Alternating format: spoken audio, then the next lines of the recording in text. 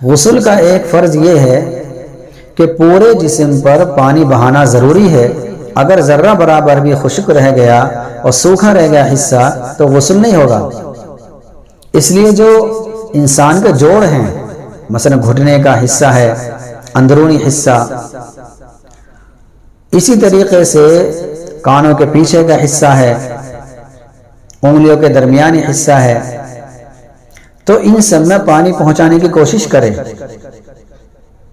اور اسی طریقے سے ناف کا جو سوراخ ہے جس کو ہم ٹونڈی بولتے ہیں، اس کے سوراخ میں بھی اپنی تر انگلی لے کر گھما لے۔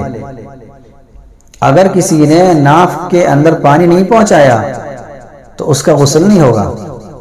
اس کے بارے میں ہمیں بہت زیادہ احتیاط کرنی چاہیے، بہت سلیقے سے ہمیں غسل کرنا چاہیے تاکہ ہمارا غسل صحیح ہو جائے، اور جب غسل صحیح ہو جائے گا تو ہماری عبادتیں صحیح ہو جائیں گی، ہماری نمازیں درست ہوں گی، ہماری تلاوت پر ہمیں ثواب ملے گا۔ اور اگر ہمارا غسل ہی صحیح نہیں ہوا تو پھر ہماری کوئی عبادت بھی درست نہیں ہوگی، بلکہ ناپاک رہنے کا مستقل گناہ ملے گا۔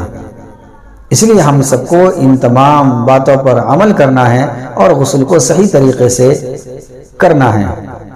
السلام علیکم ورحمۃ اللہ وبرکاتہ۔